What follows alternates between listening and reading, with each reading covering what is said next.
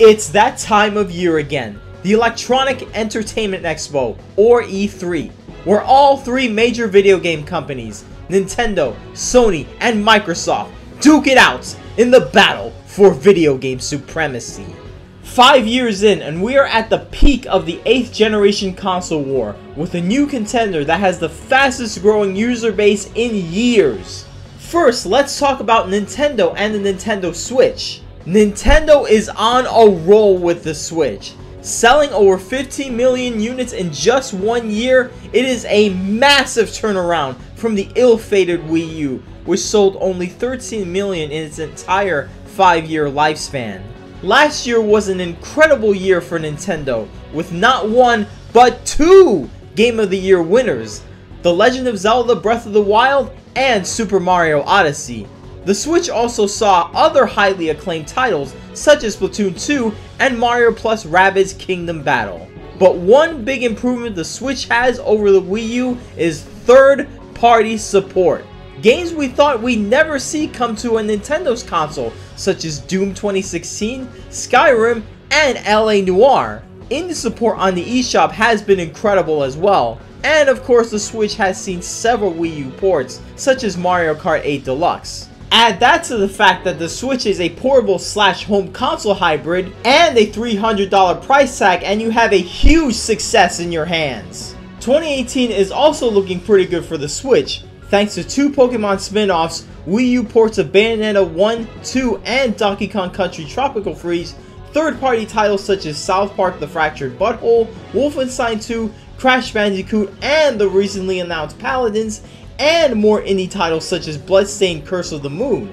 And the heavy hitter that's been announced for the holidays this year is Super Smash Bros. Working title. And when that game comes out, you know the Switch is gonna fly off the shelves. Metroid Prime 4 and Pokemon Gen 8 were announced at E3 last year, but we're not getting them until next year. Will we see trailers and or gameplay footage of those games at E3? And will we see more system sellers announced besides Smash, like F-Zero, Star Fox, Punch-Out, or Super Mario Maker? And what about third-party support? Sure, the Switch has a solid third-party lineup so far, but it's lacking key third-party franchises such as Call of Duty, Assassin's Creed, and Madden. Love them or hate them, those games legitimize a console in terms of third-party support. And keep in mind that even though the Wii U failed, it had at least Call of Duty and Assassin's Creed early on. Will those games be announced at E3? And if we don't get those games, what about handheld third-party support?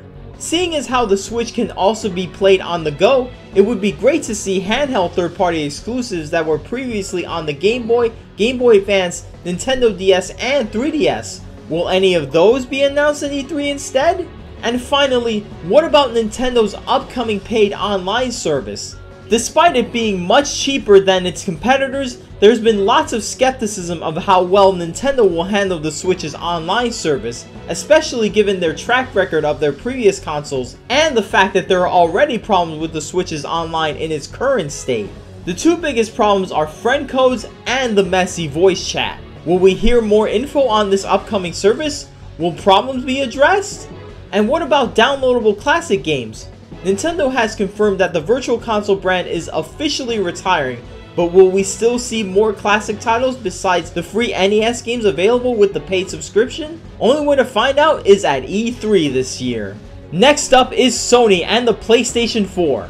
The PS4 is hands down the best console of this generation, with strong third-party support and an amazing lineup of exclusives, from first party to second party to third party and even Japanese exclusives. And Sony's biggest exclusives for this year are the already released God of War and Spider-Man, which comes out later this fall. And for 5 years, it has been the best-selling console of this generation, and it is still going strong today, selling at almost 80 million units, close to the PlayStation 3's total lifetime sales. And as you know, Sony consoles tend to last about 10 years on the market before being discontinued, so who knows where the PS4 will be 10 years from now. But expect the PS4 to reach over 100 million units when it's all said and done. In 2016, Sony released a more powerful version of their console called the PlayStation 4 Pro, retailing at $400. This addressed many of the criticism over the vanilla PS4 being an underpowered console. 2016 also saw the release of PlayStation VR, with VR gaming on the rise as well. Now, even though the PS4 is doing incredibly well, there are some very important questions that need to be answered. First of all, when the hell is Death Stranding coming out? We've seen trailer after trailer after trailer after trailer, and not a single release date announced, or even a release window. Will they finally announce a release date this year? And what about the Final Fantasy VII Remake? Where the hell is that game? And what other game announcements will we see? Only way to find out is at E3 this year. And finally, Microsoft and the Xbox One. Last year, Microsoft released the Xbox One X, a much more powerful version of the original Xbox One and Xbox One S, retailing at $500. Like the PS4, the Xbox One was also met with criticism that it was an underpowered console. The Xbox One X addressed many of these issues and is proven to be more powerful than the PlayStation 4 Pro. While Microsoft has made some major turnarounds from their disappointing launch 5 years ago, unfortunately, their efforts are just not enough.